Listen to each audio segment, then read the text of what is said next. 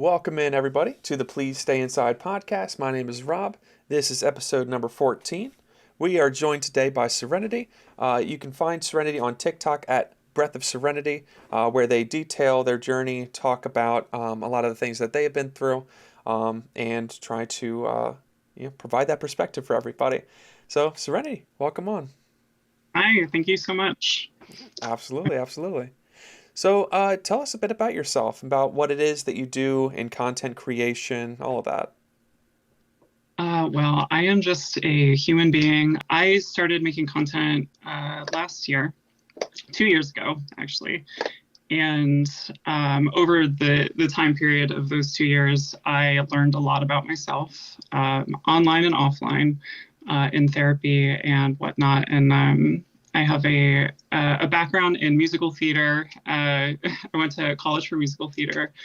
But that, like, all of that seems like a past, kind of like a past, uh,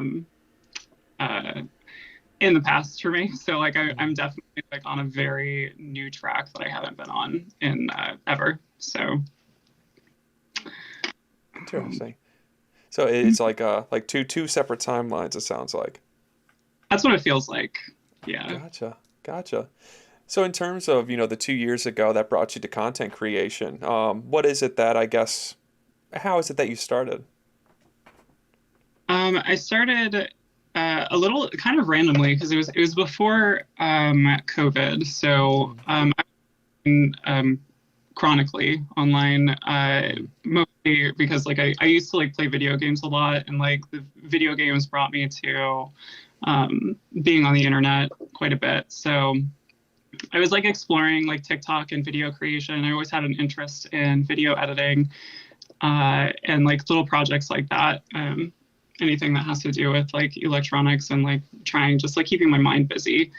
Um, but I started content creation because it like went over from being like an interest of mine to something that could like potentially help me like steer the direction of my life. And so I think that's like what I'm sort of trying to utilize it for now. mm.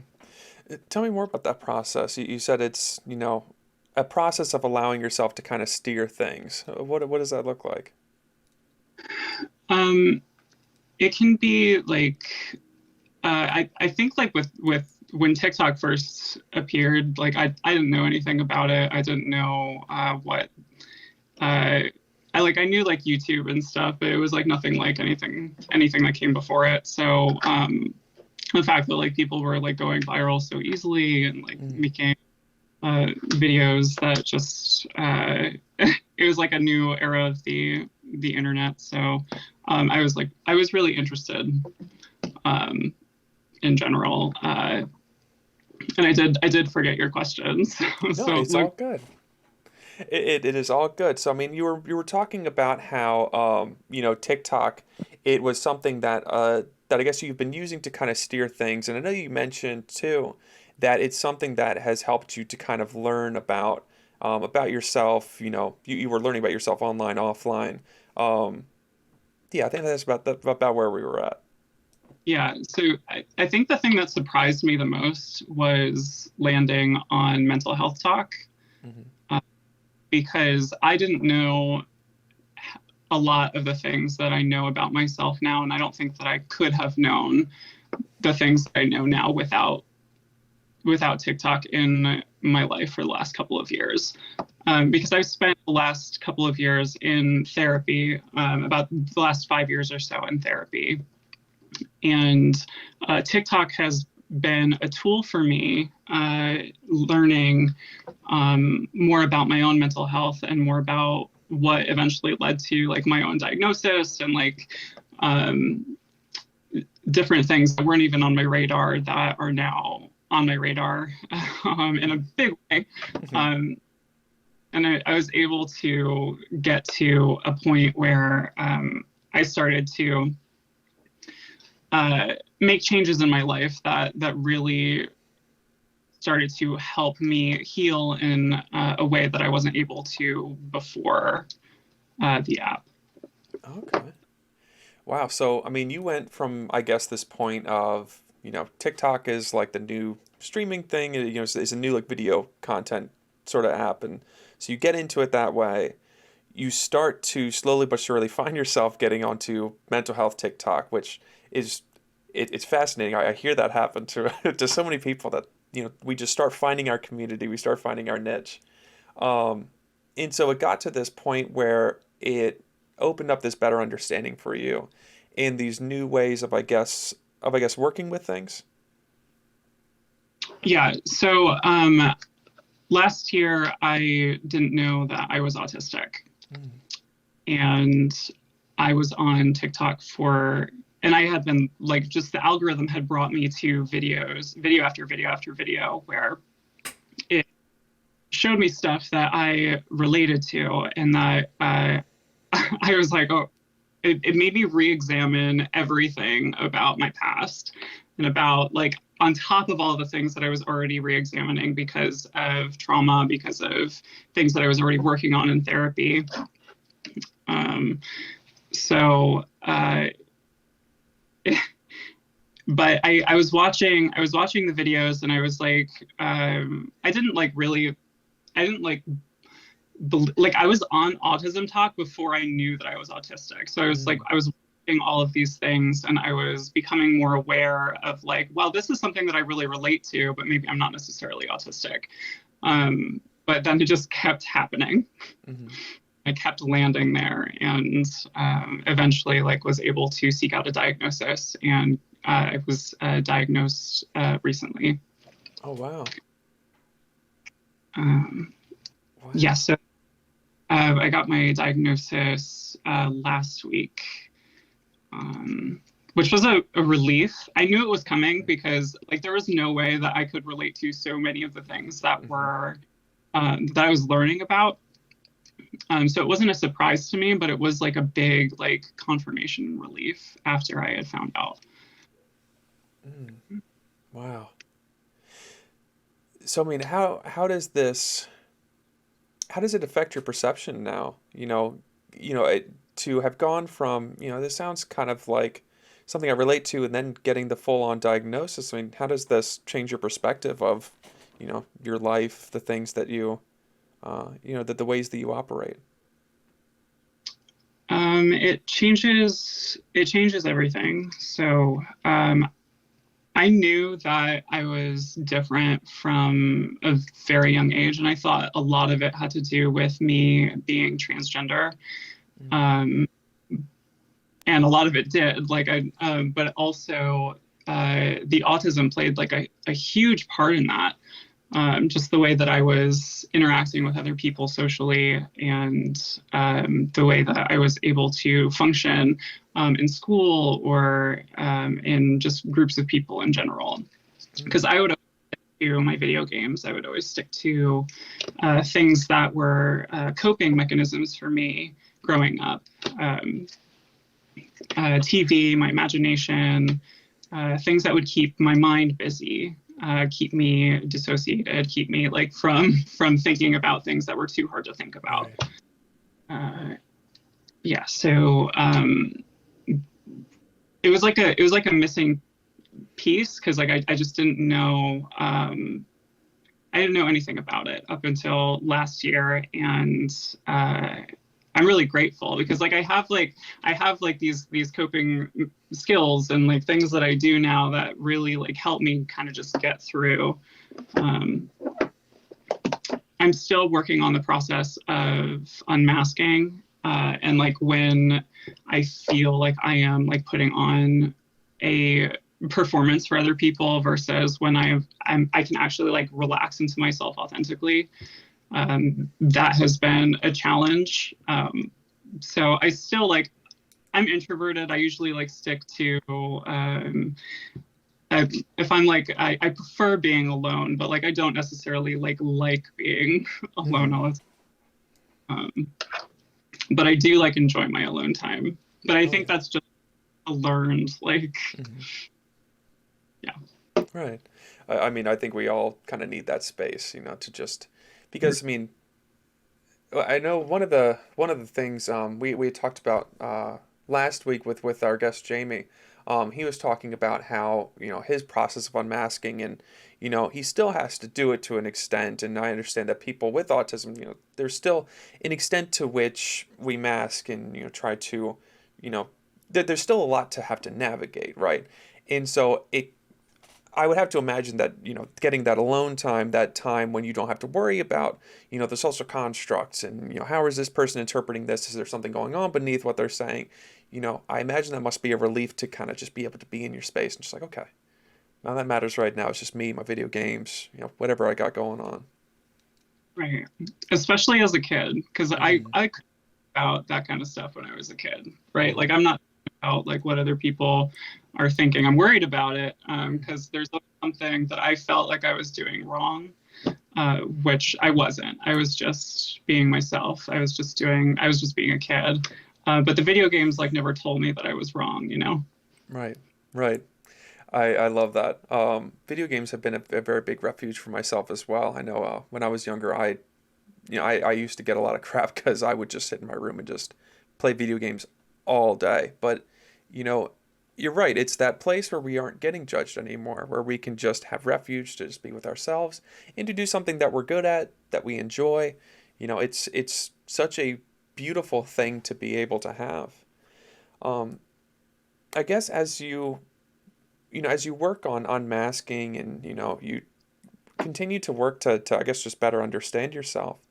Um, I do wonder, I guess, how you empathize with that younger version of yourself you know, who was going through something that they didn't fully understand, and to now have that aha moment of like, I get these various different things now. I wonder how you empathize with that younger version of yourself.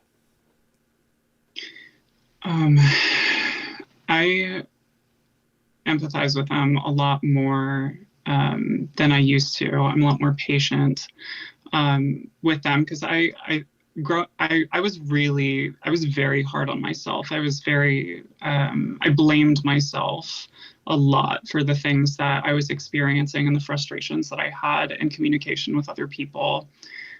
And that's not something that I see now as in my control. So like that wasn't something that within my control at the time. And they were just doing the best that they could in the circumstances that they were given. And even like me now, or like me a year ago, me 2 years ago, me when I was in recovery, like they're just doing the best that they could under the circumstances with the Right. tools that they have. Right, right. I love that, I love the terminology of being able to say that, they were just doing the best that they could. I love that statement so much. Do you find the same kind of empathy with yourself nowadays? Like, do you find that like in real time you're a little bit better about being able to say like, okay, I mean, we're good here. I get why I did that kind of thing. A lot better Oh, than wonderful. in the past. Yeah. Uh, That is wonderful. my present self now, I think, than my past self. But we're getting there. That's wonderful. I'm very, very happy to hear that. And especially, coming from the place of, it sounds like there was so much judgment that you were putting on yourself so consistently to be able to now, slowly but surely work to the point where you're able to give yourself that compassion that you deserve. That is a very beautiful thing to be able to get to. Um, you had mentioned your recovery journey, and I know, as somebody who is, I guess, we all talk about it differently, but I guess I still consider it as like, continuing to actively go through recovery. I find myself having to continue to really accept the things that I have done as well, and to be able to forgive myself for the things that I've done. I've actually been talking with clients about that this week. Um, what has that looked like for you? I guess working through um, that compassion and all of that for yourself. It added an extra layer on top of everything because using substances was a way to cope, just like the video games were a way to cope, and I could no longer cope with the games, and it no longer was like a space that was giving me the same things that I needed. I went to things that were giving me that at the time. It unfortunately had consequences, led me down a path that was really difficult. Um, but I do, and you'll have to remind me, keep me on track here, as my mind like goes to like certain places. So could you repeat like where we started here? What was the question? Absolutely. So talking about that recovery process retroactively, showing ourselves some compassion, like you said, acknowledging that we were just doing the best that we could. And I know you talked a bit about the self-medication aspect of it. You were coping with things in the same way you would use video games, but now it was more along the substance abuse trail. Right. So I was in a relationship for 3 years with someone that I've come to understand had narcissistic tendencies. It was not a good relationship. And they introduced me to some things that had been a part of their life in the past because they were also using substances to cope with certain things that they weren't able to face themselves. And it opened up my world a little bit because of the experiences that I did have with substances. It I have like I feel like I have an interesting story here because if it wasn't for the substances that I did take, I wouldn't have started the mental health journey that I did start. And I wish that I had different tools at the time to help me deal with the memories that had resurfaced, but I didn't. And instead, I chose to go down a path that made things more difficult for me instead of being able to go down a path that was going to eventually make things easier before they got worse. Mm, okay. So, with your introduction, the self-medication came with some memories that were resurfacing at the time when you were in this relationship and you knew that it had worked for them, and so that's how you had gotten started. Yeah. So before I came out as trans, before I even knew anything about being transgender, I was presenting myself as a gay man, and I was in a relationship with another gay man. So we were both a part of a gay like party scene, or like that was a part of their past, and they were like kind of bringing me into that kind of scene. And the first thing that they had ever given me was MDMA, and it's my understanding now, MDMA is like there have been trials for MDMA working with trauma, which I'm really curious about. Not about trying for myself because I feel like I'm already like at a point in my recovery that I don't need something like that. Mm-hmm. Um, but the things that I was trying to hide from as a kid, the stuff that I would try to stimulate my mind with video games, with things that would like keep my mind away, constantly distract myself from what was really going on inside. I found myself facing with that substance. So I was having flashbacks that felt like they were real. They were happening in the moment. I was like these memories that I had pushed away for so long that I had like glimpses of like came back to me much clearer and much more vividly. And I was like, oh, so I like had this like understanding that like, oh, I did go through something. This is affecting my life. And trying to like figure out where to go from there without having any experience with mental health and like what to do in that kind of situation. I kind of crashed and burned a bit. But that started like my curiosity into my own past and into working on things that might like shine more light onto these areas that had been dark for so long. Mm, wow. And I appreciate that you sharing how this experience was for you. I think it's fascinating to hear how this opened up such a wider perspective and you were able to realize all of these things that had been going on. Unfortunately, in a very, what sounds like a really shocking, a really jarring way to experience it.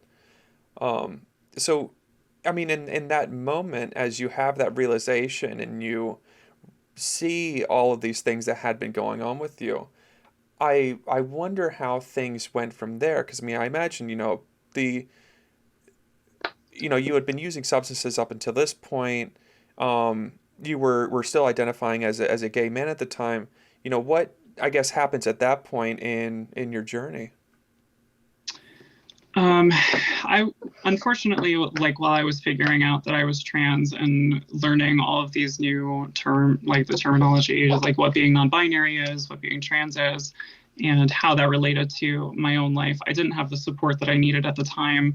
Mm, I wasn't able to cope with that. So I had just like unearthed this trauma from childhood that I had experienced, and I was trying to come to terms with the fact that I was transgender, and I was autistic on top of that, struggling with the way that I was communicating with my partner, with the people that I was around, my friends, my coworkers, and I just couldn't handle the pressure of that. And the only thing that had given me the escape that I craved was the substances. So I took like a hard turn and I started to seek out those experiences to try to escape, but also to try and understand where things came from. Um, because like my understanding, like the understanding that I have of trauma in my life and trauma in general now, I know that people will sometimes make decisions that um, can be re-traumatizing as an attempt to understand their trauma. And that's sort of the path that I went down. Um, and it's easier for me to talk about now. It's still difficult to talk about, but like it's a lot easier for me to talk about now because of the therapy that I have had with the therapist that I have had. And that's a journey in itself, like finding like the right therapist for you, yes. um, finding the people that you can really like open up with and open up to and trust with that to hold that information, hold that relationship. Um, but I didn't start there. The hard curveball led me down a path that brought me more trauma, um, and it unfortunately took me to rock bottom. And it wasn't until I hit what was rock bottom for me that I was able to turn myself around and turn things around for myself. Mm, hmm. Man, and so you take this turn, sort of go further into the substances. It's a way of just continuing to try to cope because I mean, now you're unveiling all of these things, and so on one hand you're coping with that, you're coping with trying to figure out your identity, and you're coping with the autism at the same time, and then on this other hand, you had I guess this life altering experience with the substance. Was that like the kind of thing that you were also simultaneously chasing? Is that what you're saying, or am I kind of missing on that one? Can you repeat that? Yeah, yeah. So I know you had mentioned that like you know you had brought up how like sometimes we can end up like re-traumatizing ourselves as a way of trying to get to that discovery. And I know that you had mentioned that the substances previously had been a source of discovery. Was that something that you were attempting to create again? Or- Yeah. okay. Yeah, exactly. So with the MDMA, with that memory that had resurfaced, I was chasing that because that was such a moment of clarity for me that I wasn't able to get again. So not until like years of therapy and actually like going back and and uncovering it in a different way. But I chased that escape because it distracted my mind in a way where it could like bring that into focus. And so uh, I began to chase that. Um, and because of the nature of my trauma, the way that I chased it was uh, they were sort of like married to each other. So like the substances and the trauma that I experienced, and I don't know how to explain this without kind of like just being like forward about it. But like the a lot of my trauma is sexual. So I have a lot of sexual trauma in my history. Um, it at like all ages of my experience because like when I was like, and I'm not going to go into like details about like anything that might be triggering, but um, I I chased certain things when I was a teenager. Like even back like when I was like 19 years old and I started like dabbling in sex work and I started dabbling in things that would kind of like reminded me of a life of experiences that I had without actually knowing the reason behind why I was doing anything that I was doing. And so when I started experimenting with substances, I started chasing those things in the same way. So I would have experiences, and it led me to these really dark, like experiences in my life that ended up being a very big wake up call for me. Um, and I am trying to like explain this the best that I can. You're doing a wonderful job. Um, so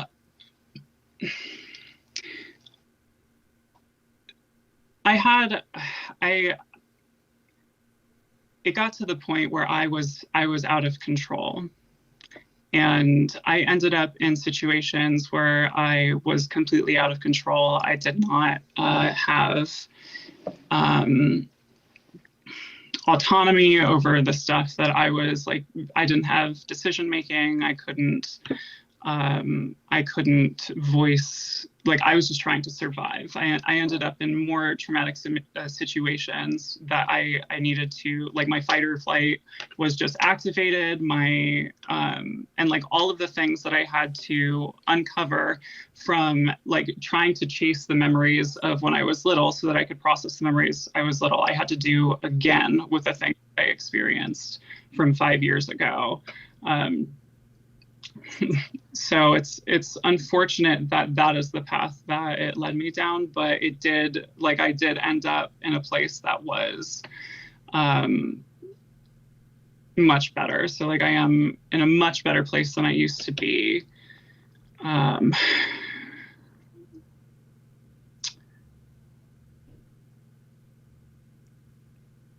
I hear you. I hear you.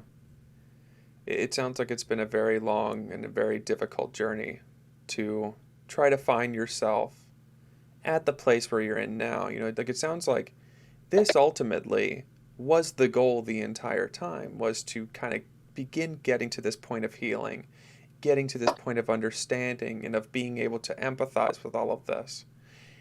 And so, in that journey, it sounds like everything, like when I hear you talk about this, I hear everything coming together in this, like, everything fit together so smoothly because it was like you're trying to heal from this thing, you're trying to work through this thing, you're trying to discover this part of yourself, and all of the things that you were doing were playing into those same types of conditions very, very perfectly. And unfortunately, there are certainly drawbacks in those moments. I know you mentioned that there's some trauma that is recurring, and the path um, it wasn't without significant difficulty. It seems like, but it was all in search of trying to find this relief, trying to better understand yourself. And again, it goes back to what you said of you were doing the best that you can with what you had at that point to try to get there. Exactly. So it took me after the second time being in the hospital, recovering from things that I didn't. I had to recover from. Yes. So it took me the second time after leaving to really like have that like wake up call to be like, okay, no, something is really up, and if I don't change the direction, it could end up worse than it is now.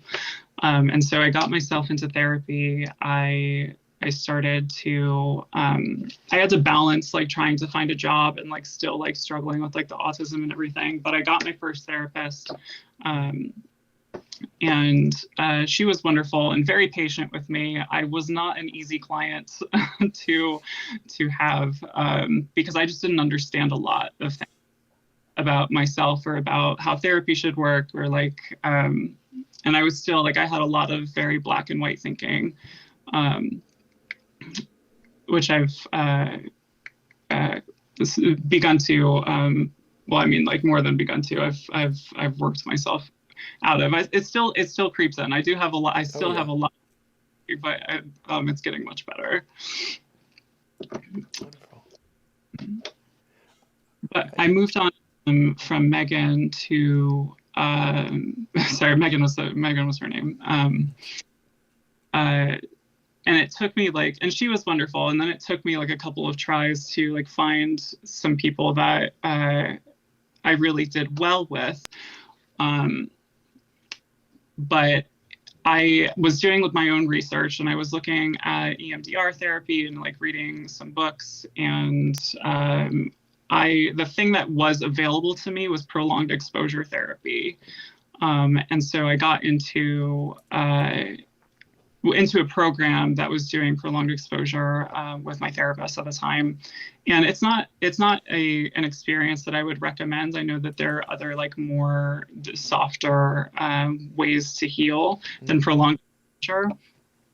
But it did help alleviate the symptoms that I had because I had a lot of PTSD symptoms. So having flashbacks, having difficulty with again, like it was hard to like even uncover the autism, like because like when I because I had PTSD and I had like really like aversions to talking to people for other reasons. Um, but so like going back to the autism for a minute, mm-hmm. when I did figure out that I was autistic, um, it was because like the PTSD symptoms had gone away and I was still having these same struggles. Ah, Um, so after like those symptoms had subsided, I was like, well, why am I still struggling here? Why am I still like going through this? Why am I still having to deal with this? Um, but the prolonged exposure really did help me a lot in just being able to handle my day-to-day life without like the constant anxiety that I was feeling um, every day. And then adding, and that's when I started content creation. mm, Was I was in the middle of prolonged exposure, uh, and so I really like I wanted to, and it was like this really joyful thing. So when I started content creation, and I was learning more about it, and I like just started this new channel, and I did this thing because I had just been fired from my job. Um, or I had been fired from my first job, and this was my second job, and I quit my second job of problems at work, having to do with identity, being transgender, and I just didn't want to deal with that anymore. So I was like feeling very hopeless. Um, but I hopped online and I made this post about my like trying to like rediscover my own self-worth, and it got a lot of attention, and like after like for so long of not feeling like I was able to be seen, or feeling like I couldn't voice things for myself um, in a way that like mattered to me. Uh, I'm getting this like for like a week, getting this outpouring of love and of support, and it really like opened my eyes to uh, just the potential of what healing could do for me in my life. Um, and so like while I had started like content creation, focused on my transition, focused on that, I did eventually I don't know where I was going with that, but I did like end up in a place that it changed the direction of my life, because I was no longer focused on like the problems that I was having outside. I was like, um, I started to focus on the people that I was interacting with, and like the relationships that I was trying to build, and connecting in a way with people that I hadn't been able to connect with for so long. Wow. What do you think was, I guess, different about this kind of connection versus versus some of the other connection that you had been striving for? Um, I think because I struggled so much connecting with people in person, just uh, trying to talk. I didn't know how to talk to people. I didn't know how to talk to neurotypical people. I got along a lot better with people who were autistic, people who were neurodivergent, and that's always been a thing. But connecting in this way, it was like, oh, these people like they actually like have supported me. They made me see like worth in myself before I was able to feel that for myself. Wow. So it was really special. It was really special. Um, and it grew into something else. It grew and it changed and it evolved and it developed, and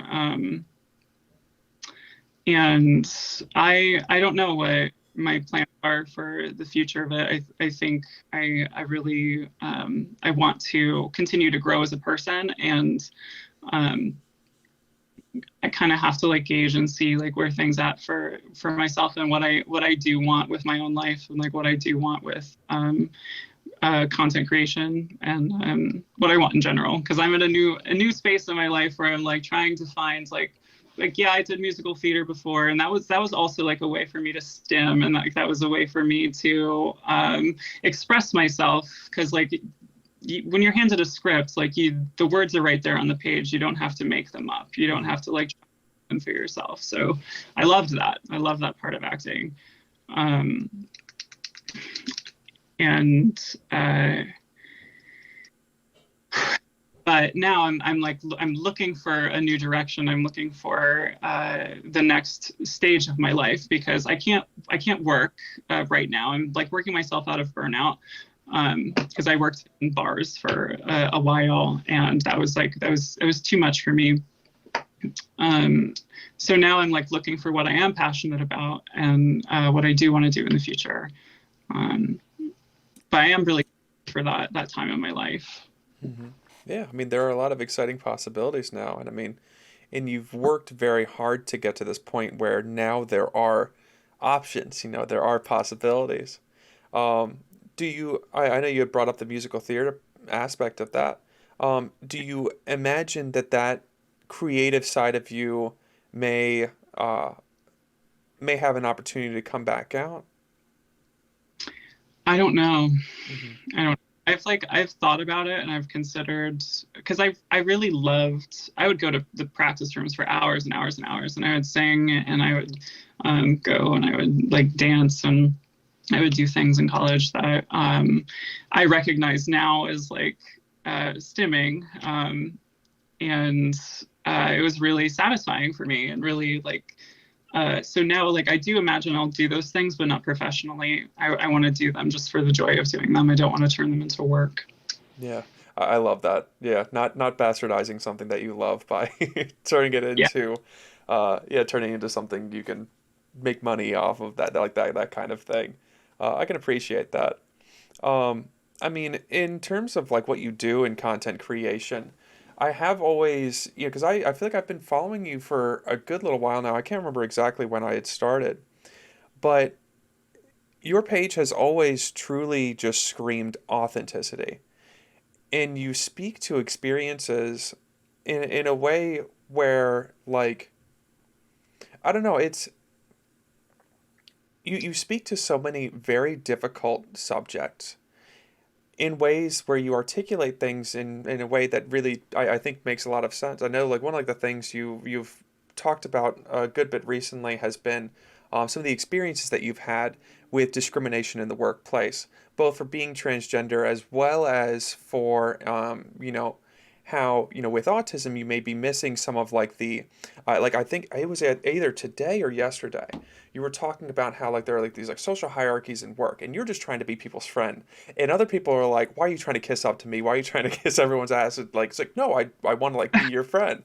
Um, and so I guess I wonder for you, like, what is it that I don't know, I have so many questions related to that. I guess what is it? What does this do? I guess just for you personally to be able to kind of be authentic in these spaces and to be able to kind of speak truth to these experiences. Um, it's tough. It Yeah. is, to be honest, it is a complete roll of the dice sometimes. Because that is the goal. Like I really want to be authentic, and I really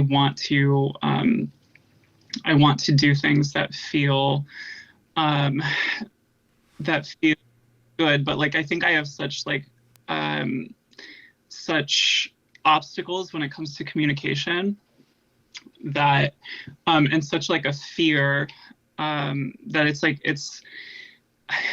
like fears like from the past. So like I want to talk about things, and I think like TikTok almost makes me feel as though I can't talk about certain things, and so I'm like constantly having to like work around, because like I started out my content in a certain way, and then I started doing makeup streams, and I started to like talk to people and like build like get ready with me, which was really fun, and it was really like a really joyful thing for me to do. But I've always had this aspect of myself that has been like in recovery, healing from trauma, figuring out like who am I, what am I doing, like who am I really, what do I really want to talk about, and like the things that um, I've gotten to like the conclusion, like the things that I've concluded, is that I'm all of it, and like trying to like cut myself up into little pieces and like only display certain pieces is too hard. Hmm. Uh, because I really like I have too many pieces that I want to be able to express. I have too many parts of myself that I want to be able to express. Um, and uh, as like a trans creator, it's hard sometimes, and like a lot of people have difficulty with this, especially um, like trying to like work around the algorithm, work around like things that might like figure out like what is going to be something that you can talk about versus something that you can't talk about. So like I've had to like teeter this line of like, like how much do I reveal? How much do I talk about trauma? How much do I like? Which direction do I go? Um, and so I've been thinking about this for like 2 years and like trying to figure that out. It's not easy. It's not easy, um, because I do have a passion for content creation, and I do love makeup, and I do love things that have nothing to do with trauma, nothing to do with mental health, nothing to do with my past. But there is a lot going on in the world right now. There is a lot happening that I have knowledge of that like I really want to be able to help with. Um, but like trying to find that authority within yourself to be able to be like, okay, yes, I really want to do this, I really want to go in that direction, and then being like, yeah, I'm worthy of doing this. I can do this. I can start to work on this. I can start to go in that direction. Like having the confidence to do that is like a whole thing. Mm, absolutely, absolutely. Um, I can relate on the level of like, a lot of what I do content creation wise is, sharing information about different mental health subjects, psychology, all that kind of stuff. And there are a million different times where I start making a video and that thought pops up in my head from, my own, forms of trauma that's just like, who the hell do you think you are? Who do you think you are to speak with any form of authority on this kind of thing? And um, that is one of the things that I feel like I can relate to in that space. Um, but I guess it sounds like for you there's a little bit of self doubt that comes out as well, or do you identify it as something else? Oh no, for sure. It's Uh, self-doubt. It's like a learned thing because I know that I have done the work. I know that I've done a lot of work in therapy to get to where I am today. Um, but I also am not a mental health professional and I don't want to speak on things that I don't have knowledge about. Um, so I try to speak from my own experience and not like do things that are going to be a problem. mhm. But no, but I'm Yeah. I hear you. I mean, as a mental health professional, I love the content that you do related to mental health issues. I mean everything that you talk about. You shed light on experiences that I'm not privy to. That is not a lived experience of mine, and so I learn a lot from being able to watch you, and I hope that a lot of other people get to have that same experience. Um, there was something I wanted to ask you about. Oh, so in doing your content creation as well, I exist in this space where, yes, I have like my own self doubts, and may occasionally some people may come at me and have alternative viewpoints, and they might be a little rude with like, the way that they say it, but it's like okay, like there's not a whole lot of harm there. What I've seen happen with your page at times is that, especially when you're talking about your experience as being trans and you're sharing your perspectives, um, I have seen before the vicious hatred that can sometimes come your way. Um, and on the surface, it looks like, you have this courage that you present in the way that you present things, courage that you shouldn't have to have, but you do a wonderful job of doing it. But I wonder how that has played into your life as a content creator.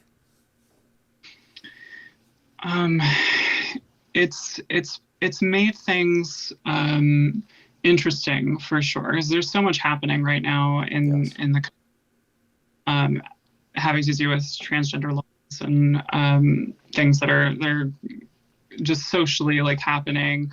Um, and it wasn't something that I necessarily expected to have to deal with online with all of the bullying because like bullying and stuff is something that I've dealt with my whole life.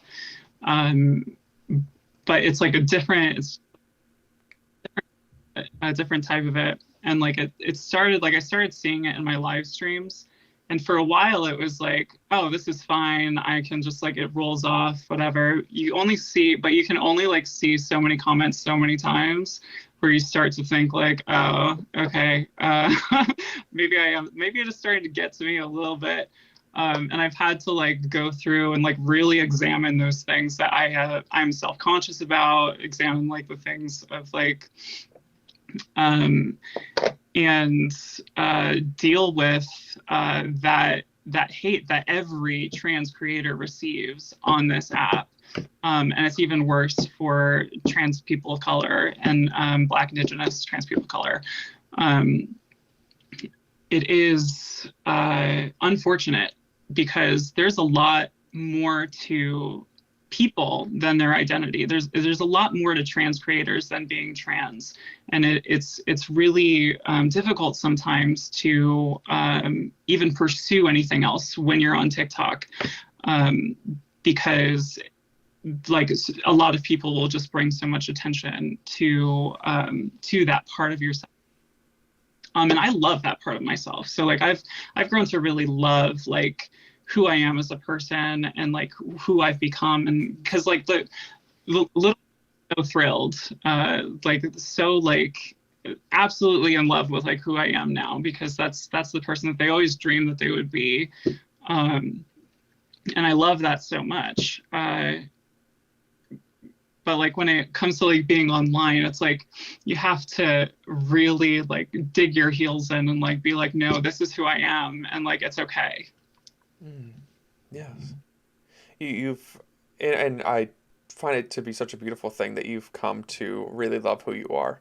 Um, I mean that even far beyond content creation and the confidence that it brings you there. That's such a beautiful thing to be able to have.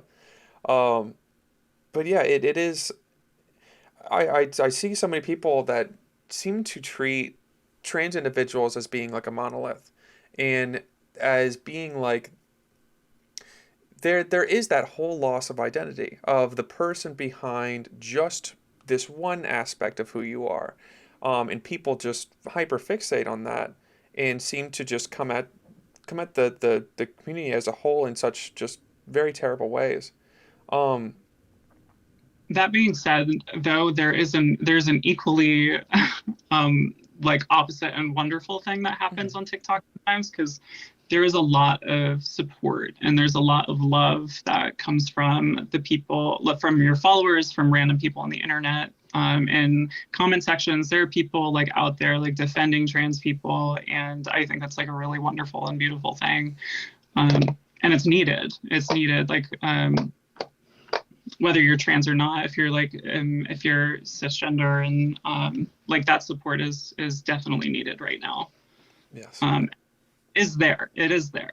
Hmm. So Absolutely, and I that is a good thing to mention. I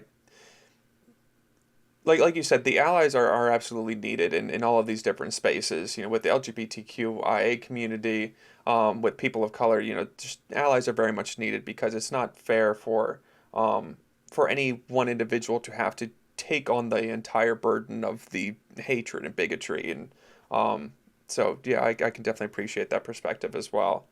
Um, so I mean, in finding out who you are and in finding your identity in all of these different spaces, um, I am, I guess, curious about.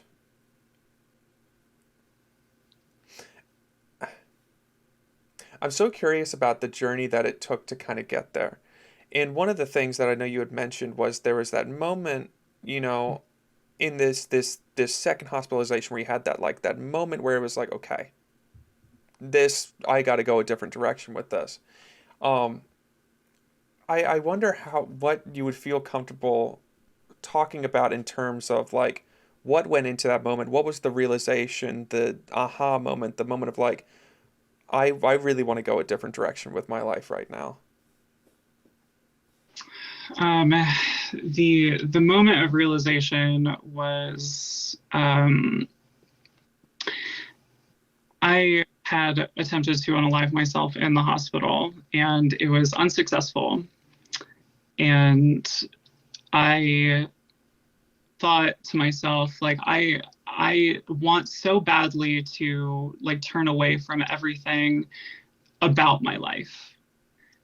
And with the help that I had in the hospital, um, I had one of two choices. I could continue to try and distance myself from the truth of who I was, or I could embrace it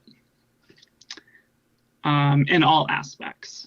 Uh, and that was the beginning of me embracing it. And because since I was very, very young, I knew that like I was always very femme, and I learned to hide it very well, like so well that I became hyper masculine, and you could not like um, uh, as a protection. Mm, So I learned to protect myself and hide myself. in even from myself.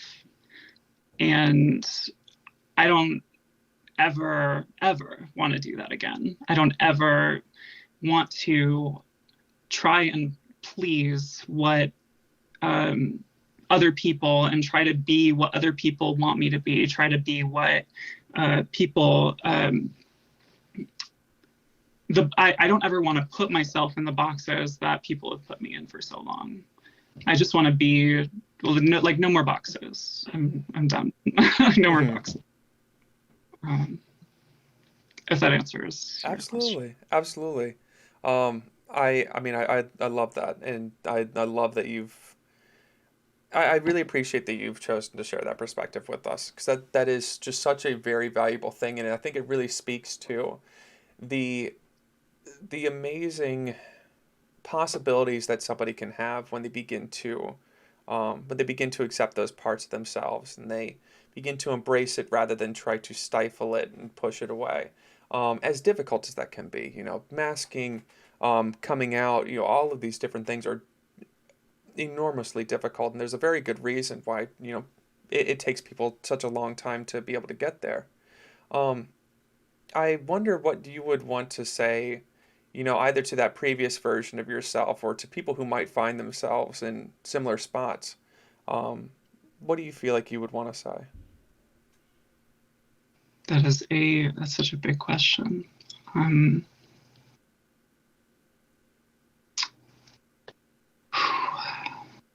I think if it was me, if I was like talking to myself, um, it might not seem like it right now, but keep fighting. Um, just keep fighting. Keep fighting. Like I think at the end of the day, what I was trying to do for so long was survive my own mind, survive my experiences, and um, I didn't want to give up, and I kept fighting. And I think like sometimes it's so hard to see any possibilities for improvement. I thought that it was going to be impossible for me to recover um, in the circumstances that I was in. And I did. The PTSD, I don't have any more symptoms with PTSD, and I'm learning about my autism, and I'm embracing my transgender non-binary identity, and you just keep fighting. Hmm. I appreciate that. Um, Yeah. that is a beautiful message to be able to give. And I'm personally very happy that you continue to fight and that you found yourself where you're at today. Um, I do feel like you are genuinely making an impact on people. And you are truly a gift to the people who come across you. So I do very much appreciate how much that took for you to get there. And I'm very, very happy that you've managed to get there. Um, as we, I guess, begin to bring our conversation to a close today, um, I wonder if there are any other things that you would want to, I guess, offer to people who are listening. Um, yeah, anything else you'd like to say just uh, as we begin to close up today?